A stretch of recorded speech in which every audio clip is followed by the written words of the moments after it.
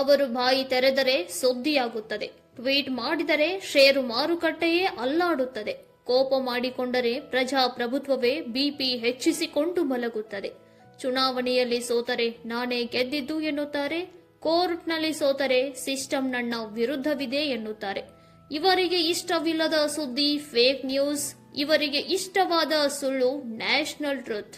ಅವರ ಪ್ರಕಾರ ಸತ್ಯ ಅನ್ನೋದು ಅವರ ಮನಸ್ಸಿನ ಮೂಡ್ ಮೇಲೆ ಡಿಪೆಂಡ್. ಟ್ವಿಟರ್ನಲ್ಲಿ ಯುದ್ಧ ಘೋಷಣೆ ಮಾಡುತ್ತಾರೆ, ಮಾಧ್ಯಮಗಳ ಮೇಲೆ ನೇರ ದಾಳಿಗಿಳಿಯುತ್ತಾರೆ, ವಿರೋಧಿಗಳಿಗೆ ವ್ಯಂಗ್ಯ ಮಾಡುತ್ತಾರೆ. ಒಂದು ಕಡೆ ನನಗೆ ನೊಬೆಲ್ ಶಾಂತಿ ಪ್ರಶಸ್ತಿ ಕೊಡಿ ಎನ್ನುತ್ತಾರೆ, ಮತ್ತೊಂದು ಕಡೆ ಬೇರೆ ದೇಶದ ಅಧ್ಯಕ್ಷರನ್ನ ಅಪಹರಣ ಮಾಡಿಸ್ತಾರೆ. ಒಂದು ದಿನ ಅವರು ಹೀರೋ, ಮತ್ತೊಂದು ದಿನ ವಿಲನ್. ಕೆಲವರು ಹೇಳುತ್ತಾರೆ ಅವರು ಜನರ ನಿಜವಾದ ಧ್ವನಿ ಎಂದು, ಇನ್ನು ಕೆಲವರು ಅವರು ಪ್ರಜಾಪ್ರಭುತ್ವಕ್ಕೆ ಅಪಾಯ ಎಂದು. ಇಷ್ಟು ಅನ್ಪ್ರೆಡಿಕ್ಟೇಬಲ್ ಮನಸ್ಥಿತಿ ಹೊಂದಿದ ಈ ವ್ಯಕ್ತಿಯೇ ಡೊನಾಲ್ಡ್ ಜಾನ್ ಟ್ರಂಪ್. ಅಮೆರಿಕದ 45 ಮತ್ತು 47ನೇ ಅಧ್ಯಕ್ಷ, ಅದಕ್ಕೂ ಮೊದಲು ಒಬ್ಬ ಉದ್ಯಮಿ, ಒಬ್ಬ ಟಿವಿ ಸ್ಟಾರ್. ಹಾಗಾದರೆ ಟ್ರಂಪ್ ಹುಚ್ಚರ ಅಥವಾ ಮೂರ್ಖರ ಅಥವಾ ಜನರ ಕೋಪವನ್ನ ವ್ಯಾಪಾರ ಮಾಡಿದ ಜಾಣನ? ಈ ಎಲ್ಲ ವಿಷಯವನ್ನ ಈ ವಿಡಿಯೋದಲ್ಲಿ ನೋಡೋಣ ಬನ್ನಿ. 21ನೇ ಶತಮಾನದಲ್ಲಿ ಜಗತ್ತಿನ ರಾಜಕೀಯ ವೇದಿಕೆಯಲ್ಲಿ ಅತಿ ಹೆಚ್ಚು ಚರ್ಚೆಗೆ ಒಳಗಾದ ವ್ಯಕ್ತಿಗಳಲ್ಲಿ ಡೊನಾಲ್ಡ್ ಟ್ರಂಪ್ ಪ್ರಮುಖರು. ಡೊನಾಲ್ಡ್ ಟ್ರಂಪ್ ಅವರು 1946 ಜೂನ್ 14ರಂದು ಅಮೆರಿಕದ ನ್ಯೂಯಾರ್ಕ್ ನಗರದಲ್ಲಿ ಜನಿಸಿದರು. ಅವರ ತಂದೆ ಫ್ರೆಡ್ ಟ್ರಂಪ್ ಪ್ರಸಿದ್ಧ ರಿಯಲ್ ಎಸ್ಟೇಟ್ ಉದ್ಯಮಿಯಾಗಿದ್ದರು. ಬಾಲ್ಯದಿಂದಲೇ ವ್ಯವಹಾರ ಮತ್ತು ನಾಯಕತ್ವದ ಗುಣವನ್ನ ಹೊಂದಿದ ಟ್ರಂಪ್ ಪೆನ್ಸಿಲ್ವೇನಿಯಾ ವಿಶ್ವವಿದ್ಯಾಲಯದ ವಾರ್ಟನ್ ಸ್ಕೂಲ್ ಆಫ್ ಫೈನಾನ್ಸ್ನಲ್ಲಿ ವಿದ್ಯಾಭ್ಯಾಸ ಮಾಡಿದರು. ಶಿಕ್ಷಣದ ನಂತರ ಟ್ರಂಪ್ ತನ್ನ ತಂದೆಯ ಉದ್ಯಮವನ್ನ ವಿಸ್ತರಿಸುವತ್ತ ಗಮನಹರಿಸಿದರು. ನ್ಯೂಯಾರ್ಕ್ ನಗರದಲ್ಲಿ ಗಗನಚುಂಬಿ ಕಟ್ಟಡಗಳು, ಐಷಾರಾಮಿ ಹೋಟೆಲ್ಗಳು, ಕ್ಯಾಸಿನೋಗಳು ಮತ್ತು ವ್ಯಾಪಾರಿಕ ಆಸ್ತಿಗಳ ಮೂಲಕ ಟ್ರಂಪ್ ಬ್ರ್ಯಾಂಡ್ ಜಾಗತಿಕವಾಗಿ ಪ್ರಸಿದ್ಧವಾಯಿತು. ಟ್ರಂಪ್ ಟವರ್ ಅವರ ಉದ್ಯಮ ಸಾಮ್ರಾಜ್ಯದ ಸಂಕೇತವಾಗಿ ಹೊರಹೊಮ್ಮಿತು. ನಂತರ ಮನರಂಜನಾ ಜಗತ್ತಿಗೆ ಕಾಲಿಟ್ಟ ಟ್ರಂಪ್ ದಿ ಅಪ್ರೆಂಟಿಸ್ ಎಂಬ ರಿಯಾಲಿಟಿ ಶೋ ಮೂಲಕ ಮನೆ ಮಾತಾದರು. ಯು ಆರ್ ಫೈರ್ಡ್ ಎಂಬ ಅವರ ಡೈಲಾಗ್ ಅಮೆರಿಕ ಜನರ ಮನಸ್ಸಿನಲ್ಲಿ ಗಟ್ಟಿಯಾಗಿ ನೆಲೆ ನಿಂತಿತು. ಜನರ ನೇರ ಸಂಪರ್ಕದಿಂದ ರಾಜಕೀಯದಲ್ಲಿ ಪ್ರವೇಶಿಸಲು ನೆರವಾಯಿತು. ಟ್ರಂಪ್ ಲೇಟ್ ಆಗಿ ಬಂದರೂ ಲೇಟೆಸ್ಟ್ ಆಗಿ ರಾಜಕೀಯವನ್ನ ಪ್ರವೇಶ ಮಾಡಿದರು.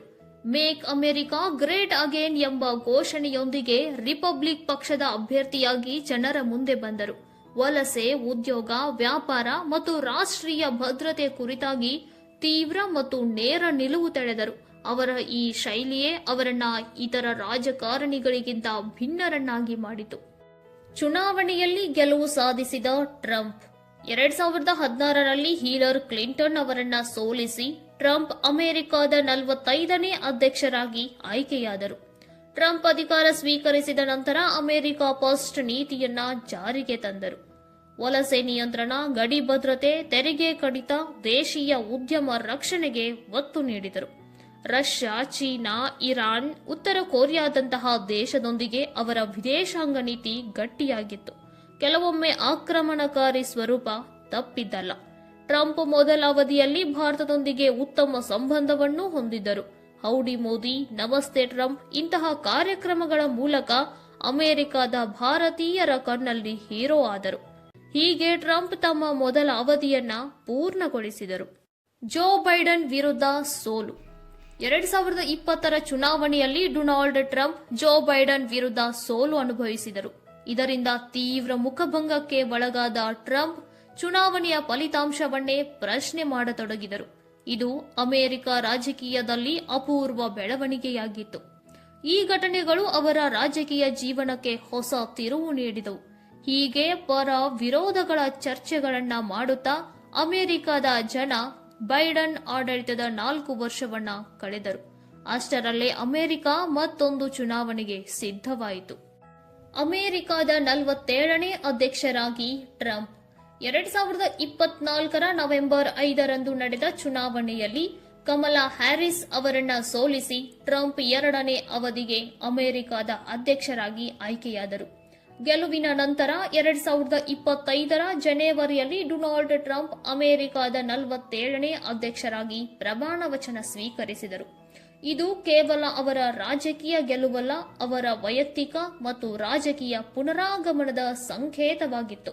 ವಿವಾದಗಳ ಮೂರ್ತ ರೂಪ ಟ್ರಂಪ್. ಡೊನಾಲ್ಡ್ ಟ್ರಂಪ್ ಹೆಸರು ಕೇಳುತ್ತಲೇ ನೆನಪಾಗುವುದು ವಿವಾದ. ಅವರು ಅಧಿಕಾರದಲ್ಲಿದ್ದರೂ ಇರದೇ ಇದ್ದರೂ ಟ್ರಂಪ್ ನಿರಂತರವಾಗಿ ಚರ್ಚೆ, ಟೀಕೆ ಮತ್ತು ಸಂಘರ್ಷಗಳ ಮಧ್ಯದಲ್ಲೇ ಇರುತ್ತಾರೆ. ಟ್ರಂಪ್ ಅವರ ಮೊದಲ ಮತ್ತು ಶಾಶ್ವತ ವಿವಾದದ ಮೂಲ ಅವರ ಮಾತಿನ ಶೈಲಿ. ವಿರೋಧಿಗಳನ್ನ ನೇರವಾಗಿ ಗುರಿಯಾಗಿಸುವಂತಹ ಹೇಳಿಕೆಗಳು, ಮಾಧ್ಯಮಗಳನ್ನ ಜನರ ಶತ್ರು ಎಂದು ಕರೆಯುವುದು, ಸಾಮಾಜಿಕ ಜಾಲತಾಣದಲ್ಲಿ ಯಾವುದೇ ತಡೆ ಇಲ್ಲದೆ ಅಭಿಪ್ರಾಯ ವ್ಯಕ್ತಪಡಿಸುವುದು, ಜಾತಿ ಮತ್ತು ಅಲ್ಪಸಂಖ್ಯಾತರ ಕುರಿತು ವಿವಾದಾತ್ಮಕ ಮಾತುಗಳು, ಮಹಿಳೆಯರ ಕುರಿತು ಅವಹೇಳನಕಾರಿ ಹೇಳಿಕೆಗಳು, ನ್ಯಾಯಾಂಗ ಮತ್ತು ಸಂಸ್ಥೆಗಳ ಮೇಲಿನ ಟೀಕೆಗಳು, ಚುನಾವಣೆ ಫಲಿತಾಂಶಗಳ ಮೇಲೆ ಅನುಮಾನದ ಮಾತುಗಳು. ಹೀಗೆ ಪಟ್ಟಿ ಮುಂದುವರಿಯುತ್ತಲೇ ಹೋಗುತ್ತದೆ. ಟ್ರಂಪ್ ಬೆಂಬಲಿಗರಿಗೆ ಇವರ ಮಾತು ನೇರ ಮತ್ತು ಪ್ರಾಮಾಣಿಕ ಎನಿಸಿದರೆ, ವಿರೋಧಿಗಳಿಗೆ ಅಪಾಯಕಾರಿ ಮತ್ತು ಪ್ರಜಾಪ್ರಭುತ್ವದ ವಿರೋಧಿ ಮಾತುಗಳು ಎನಿಸುತ್ತವೆ. ಜಾಗತಿಕ ವ್ಯವಸ್ಥೆಗೆ ಸವಾಲೆಸೆಯುತ್ತಾ, ಶಕ್ತಿಯ ನೇರ ಪ್ರದರ್ಶನ ಮಾಡುತ್ತಾ, ಸ್ನೇಹ ಶತ್ರು ವ್ಯತ್ಯಾಸಕ್ಕಿಂತ ಹಿತಾಸಕ್ತಿ ಮುಖ್ಯವಾದದ್ದು ಎಂಬ ಧೋರಣೆ ತಾಳುತ್ತಾ, ರಾಜತಾಂತ್ರಿಕ ಸೌಜನ್ಯಕ್ಕಿಂತ ಶಕ್ತಿ ರಾಜಕೀಯವನ್ನ ಆಯ್ಕೆ ಮಾಡಿಕೊಂಡು ಮುನ್ನುಗ್ಗುತ್ತಿರುವಂತಹ ದ್ವಂದ್ವ ಮನಸ್ಸಿನ ರಾಜಕಾರಣಿ ಟ್ರಂಪ್. ಇತಿಹಾಸವು ಅವರನ್ನ ಹೊಗಳುತ್ತದೆಯೋ ತೆಗಳುತ್ತದೆಯೋ ಟೀಕಿಸುತ್ತದೆಯೋ ಗೊತ್ತಿಲ್ಲ. ಅದು ಮುಂದಿನ ದಶಕದಲ್ಲಿ ನಿರ್ಧಾರವಾಗುತ್ತದೆ. ಆದರೆ ಒಂದಂತೂ ಸ್ಪಷ್ಟ, ಡೊನಾಲ್ಡ್ ಟ್ರಂಪ್ ಜಗತ್ತಿನ ರಾಜಕೀಯ ದಿಕ್ಕನ್ನೇ ಬದಲಾಯಿಸಿದ ನಾಯಕ. ಈ ನಾಯಕನ ಬಗ್ಗೆ ನಿಮ್ಮ ಅಭಿಪ್ರಾಯವನ್ನ ಕಮೆಂಟ್ ಬಾಕ್ಸ್ನಲ್ಲಿ ತಿಳಿಸಿ. ವಿಡಿಯೋ ಲೈಕ್ ಆಗಿದ್ರೆ ಪ್ಲೀಸ್ ಲೈಕ್ ಮಾಡಿ. ಮತ್ತೆ ಸಿಗೋಣ ನೆಕ್ಸ್ಟ್ ವಿಡಿಯೋದಲ್ಲಿ. Stay shine. ನಮಸ್ತೆ.